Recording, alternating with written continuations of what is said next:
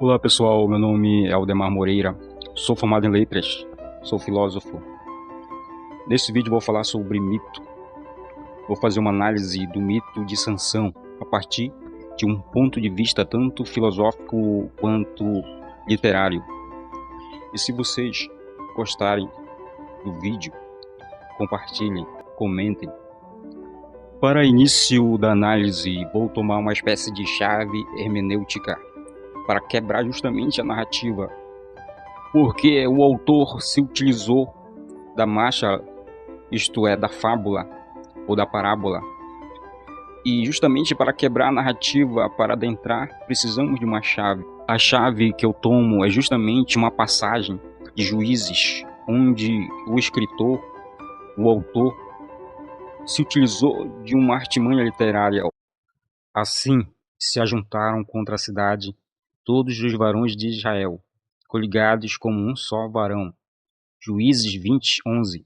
Nessa passagem, o escritor se utilizou de uma artimanha literária, onde ele cria um personagem que é um varão só, constituído por vários varões. Toda a cidade de Israel, ou todo o povo de Israel, é comparado como se fosse um único indivíduo, né? É essa a construção da narrativa do indivíduo chamado Sansão, que nós vamos analisar e vamos utilizar muito dessa chave. Então, vamos à história. Eu vou começar a partir do momento que Sansão vê a mulher. E desceu Sansão a Timná, e vendo em Timná uma mulher das filhas dos filisteus, subiu e declarou a seu pai e a sua mãe, dizendo: vi uma mulher em Timná das filhas dos filisteus, pois agora tomai-a para mim por mulher. Juízes 14:1 e 2. Mulher e homem nessas narrativas não significam mulher e homem como nós entendemos. Aqui, mulher significa o passivo, a passividade em oposição à virilidade, né? A virilidade é o macho, é o ish, é o varão. Então, a virilidade aqui é a virilidade guerreira, né? Aquele que faz a guerra, né? Que tem a força de fazer a guerra. E temos a menção à mulher, né? Que é Isha, no hebraico Isha. Aqui, o sentido não significa mulher como nós entendemos hoje. Nós, modernos, como no sentido de homem e mulher que nós compreendemos atualmente, não. Aqui, o sentido de mulher é o feminino, do viril. Nesse sentido, a mulher significa passividade. O passivo só pode ser aqui ou a terra com pessoas sobre elas, pessoas passivas. Então, o contexto aqui da relação entre Sansão e a mulher é na realidade um contexto de guerra, de conflitos guerreiros, né? Essa narrativa do mito de Sansão é sobre guerras, conquistas. Não tem nada a ver com uma relação apaixonada de homem e mulher, não. É uma relação de guerreiros, é uma narrativa sacerdotal, onde o Ish, o varão, é o macho, aquele que faz a guerra. A história menciona Sansão tendo uma tendência à mestiçagem, isto é, a se unir com os filisteus, né? Porque aqui os filisteus são o contrário da pureza, né? São os impuros, né? Então, quando Sansão tende a querer se unir com a mulher, com a filha dos filisteus, né? É na realidade uma tendência a se unir com um inimigo. Essa tendência de Sansão de querer se unir aos filisteus é uma tendência à mestiçagem, né? De quebrar com as leis da pureza.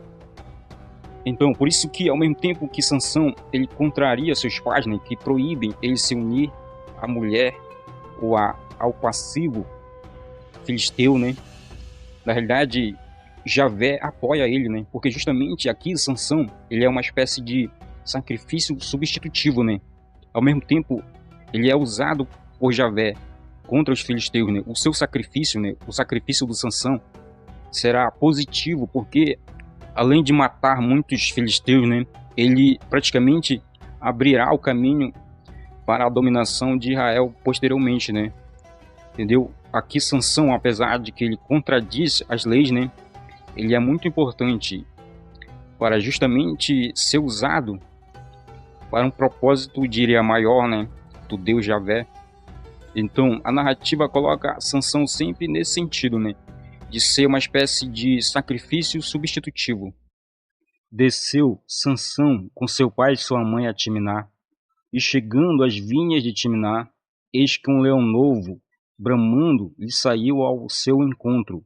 Então a ventania de Javé se apossou dele tão possantemente que Sansão ofendeu de alto a baixo, como quem fende um cabrito, sem nada ter na sua mão. Quando Sansão desce a Timná, o autor deixa bem claro que ele chega às vinhas de Timná. Isso é um detalhe muito importante, o detalhe da vinha, né? Porque é justamente aqui vai ser enfatizado que Sansão não só ele irá violar o seu dever de nazireu, né? De que o nazireu não deveria consumir bebidas alcoólicas, vinhos, etc. Como também aqui é um indicativo de que acontecerá uma batalha, né? É uma preparação, porque justamente o vinho é um sinal de que existe uma preparação, tanto uma preparação erótica, né, quanto uma preparação para uma luta que ocorrerá, né. É justamente nesse momento que aparece também o leão, né. O leão aqui é um símbolo metafórico, né. O que significa o leão aqui? O leão aqui significa o inimigo filisteu, né, no sentido de que o leão representa a chefia, os líderes máximos do exército filisteu, né? Então, esse leão aqui, ele é algo metafórico, simbólico, não tem nada a ver interpretar no sentido literal aqui. Sansão é a personificação do exército, né? Da coligação de muitos varões que cria uma unidade, né? Um único indivíduo, né? Onde o autor o personifica. Essa passagem, por exemplo, que diz, é justamente Juízes 28, que é justamente onde todo o Israel, né, se coligaram num só indivíduo, né, como se fosse um único varão, para enfrentar justamente o inimigo no campo de batalha. Tanto Sansão aqui é tomado como um indivíduo, mas como se fosse uma personificação de todo um povo, né, coligado para fazer a guerra. Como também o leão aqui, por outro lado, é a personificação do inimigo enquanto exército, né? Aqui a nossa chave hermenêutica faz todo a sua função, né? Faz todo sentido, né? De esclarecer justamente a narrativa, né? A caça de um leão por um indivíduo que lidera a ordem social é registrada na arte do Antigo Oriente Próximo, desde o início e o final do Calcolítico, final do quinto à primeira metade do quarto milênio, respectivamente. Conforme revelado pelas primeiras atestações, o tema da pintura da tigela de Tel Aparquiá e dos selos de Tel Mainuna. Vemos o tema da luta em imagens na iconografia, o herói lutando com animais e vencendo.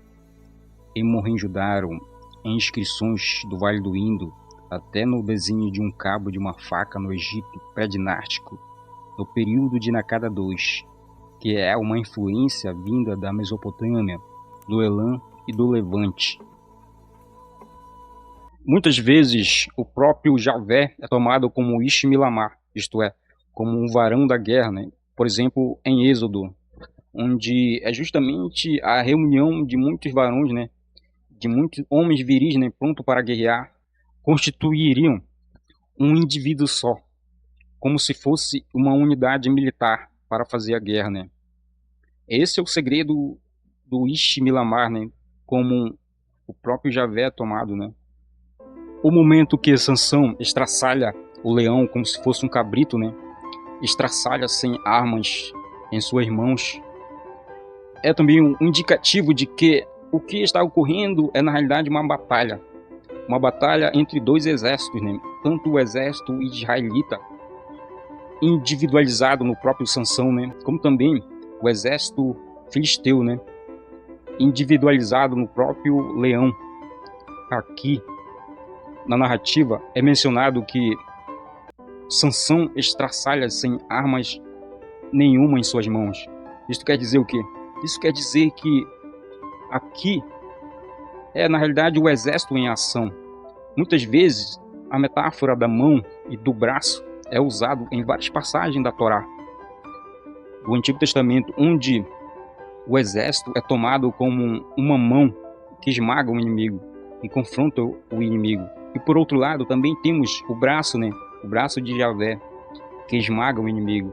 Então, nessa menção de que Sansão estraçalhou o leão como se fosse um cabrito, né, com as próprias mãos, né, é na realidade a ênfase simbólica do próprio exército israelita, né, que age como se fosse uma mão esmagando o inimigo. Por outro lado, também aqui é mencionado o tal Ruá Yavé, né, que seria muito traduzido como os ventos de Javé, o espírito de Javé, né, mas que a tradução correta, né, seria a ventania de Javé, porque aqui a ventania, né, o Ruá Yavé, é na realidade a própria ação dos guerreiros no campo de batalha, né? É como se a ventania de Javé fosse a ação do próprio exército, né? Entendeu? Percebam como essa linguagem ela oculta uma dimensão real. Percebam que a narrativa oculta uma dimensão real, né? O que está acontecendo na realidade é uma batalha, né? A ventania de Javé é na realidade a mobilização, né? A ação dos soldados no campo de batalha, né? Percebam também um detalhe muito importante aqui, por exemplo, quando é usado o verbo tomar, quando Sansão foi tomar a mulher, né? Justamente esse tomar, nesse verbo hebraico lakash, né, significa o sentido de tomar como posse, como algo que vai tomar pela guerra, né? E percebam também o detalhe da cronologia, né, dos momentos dentro da narrativa. E desceu e falou àquela mulher, e ela agradou aos olhos de Sansão. E depois de alguns dias voltou ele para tomar, e apartando-se do caminho para ver o corpo do leão morto, eis que no corpo do leão havia um enxame de abelhas com mel. Percebam o momento dentro da narrativa, os momentos dentro da narrativa onde se enfatiza que a mulher só pode ser tomada só depois que é morto o leão, né? O autor, por meio da cronologia da história, né, quer dizer que o leão é como se fosse o guardião da mulher, né? E por outro lado, posteriormente o autor irá enfatizar que a mulher, desde o primeiro dia, né, desde o primeiro dia das bodas do casamento, né, é como se a mulher estivesse chorando pela morte do marido, né? O autor quer enfatizar aqui é justamente que o leão era o marido da mulher, aquela mulher justamente que Sansão quer tomar, né? Ele quer tomar. Ele teve que matar o marido da mulher para poder tomar a mulher, né? Percebam que isso está meio que implícito na narrativa, né? Porque a narrativa se trata de uma narrativa de guerra, né? Por que que o leão morre no primeiro momento e Sansão só posteriormente, né? Quando o leão morre, ele irá tomar a mulher, né? Percebam que o autor quer dizer é que o leão é uma espécie de guardião da mulher. É o chefe, é a chefia. São os líderes filisteus, né? Que são simbolizados na realidade no leão, né?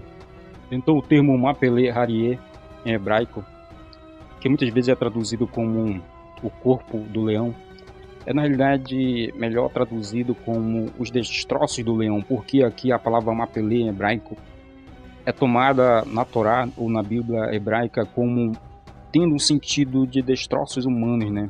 Ruínas humanas. Então aqui o sentido de Mapele justifica justamente essa minha interpretação de que o leão mesmo é, na realidade, um símbolo da representação de pessoas, né? Que na realidade o leão ele é o símbolo do exército filisteu, né? Morto pelo próprio Sansão. Também quando Sansão toca o cadáver do leão, né? Quando ele vai pegar o mel, né? Que está na carcaça do leão, aqui ele quebra justamente o seu voto, né, de Nazireu, né? que proíbe justamente o nazireu pegar em cadáveres. Na história de Sansão existe a menção à charada, né? A charada, na realidade, é um tipo de arma, né? De arma que Sansão, ou o exército israelita, lança sobre os filisteus, né? Depois que ele mata a liderança, né, ele convoca os seus camaradas para se reunir, né, para se preparar para o casamento, né? E a partir da festa do casamento, né, ele convoca esses camaradas, né, que são na realidade filisteus, né? Justamente ele propõe uma charada, né? Essa charada tem que ser resolvida num prazo, né? Algumas versões põem, por exemplo, algumas versões da narrativa põem 7 dias, né?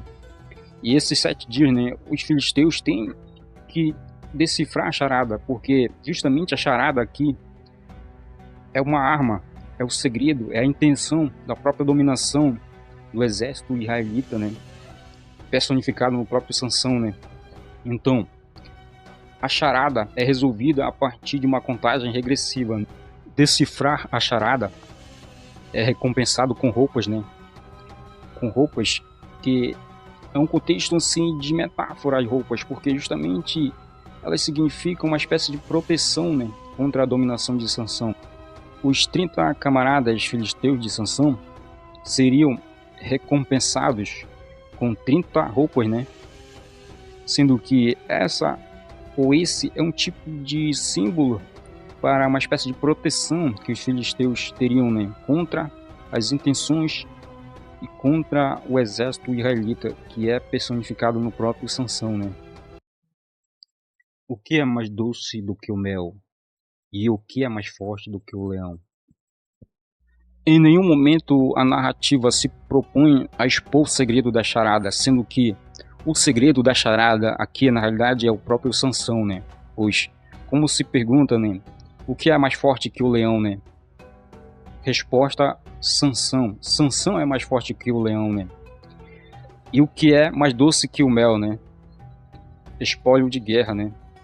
O espólio de guerra aqui é o que está oculto dentro da narrativa ao enfatizar a charada como o que é mais doce que o mel, né? Estamos dentro do contexto de guerra. Se estamos dentro do contexto de guerra, lógico que o exército é mais forte que o leão, né? Porque o exército, no caso aqui o Sansão, derrotou o leão. Então, a resposta da charada, que nunca é respondida na história, é justamente o próprio Sansão, né? Isso porque a narrativa ela tem 2 camadas. A primeira camada é da machal, isto é, da parábola. Propus a quebrar tanto a camada da parábola quanto da charada, né? Sendo que, de fato, né, o que é mais forte que o leão, né? O próprio Sansão, né? Mas quebrando a camada da parábola, mas o que é o Sansão? Sansão justamente é o exército, né? Entendeu? O exército é mais forte que o leão, no caso aqui, a resposta, né? E justamente se estamos no contexto de guerra, né? E a resposta da charada do que seria mais doce que o mel é justamente o espólio de guerra, né? Porque justamente Sansão se propõe a confrontar e aniquilar o exército inimigo, né? E isso livra a barreira para se tomar o espólio de guerra, né? Por isso que no mito ou na narrativa se toma o corpo do leão como se né, o corpo do leão, brotasse dele mel, né? Um enxame de abelha, né? Seria uma metáfora para uma conquista, para o espólio, né? Entendeu? Toda a narrativa ela se utiliza de símbolos, né? Para expressar uma verdade que está por trás da história, né? Sansão seria mais forte que o leão justamente porque ele sozinho mata 1000 filisteus, né? O equivalente a um exército inteiro, né?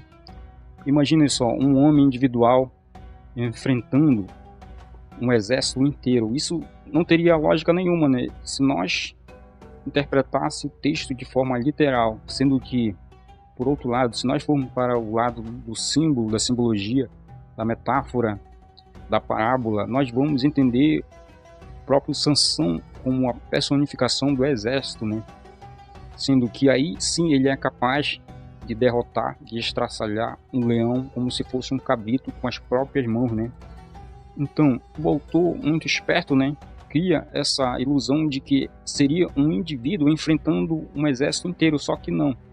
É um exército enfrentando outro exército, né? Percebam a artimanha do escritor, né? Ou do narrador, ou do autor, né? Então, o autor usou o personagem Sansão como se fosse a personificação do próprio exército israelita, né? Tanto é verdade isso aí que o próprio autor usa Sansão no sentido plural, né?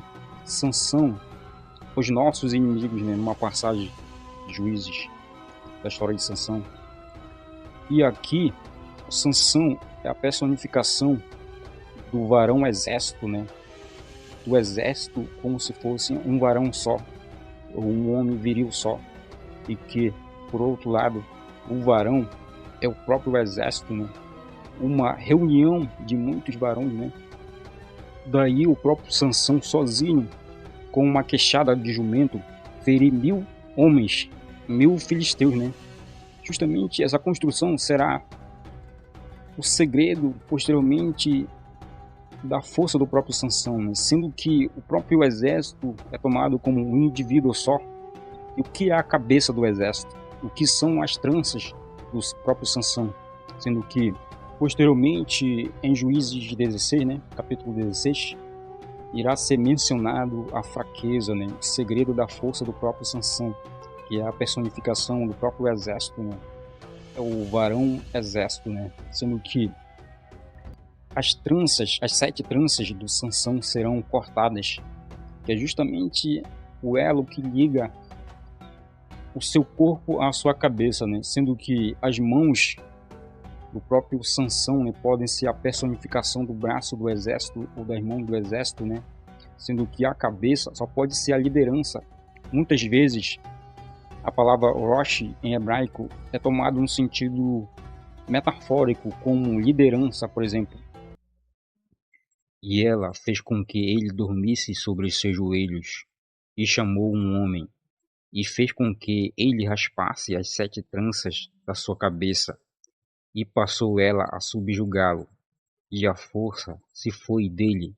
A palavra em hebraico Rosh significa cabeça, líder, liderança, princípio, também Reshit, por exemplo, sendo que o próprio Sansão é tecido como nazireu, né? Aqui no caso é um indivíduo exército, né? O nazireu é um tipo de exército, né? Uma espécie de consagrado de Javé, que justamente a sua cabeça é a liderança. O segredo da fraqueza e da força de Sansão está no elo das suas tranças com a sua cabeça, né? Sendo que as tranças pode ser uma metáfora para uma espécie de ligação que certos líderes têm, ou certos sacerdotes têm em relação à cabeça do exército, né?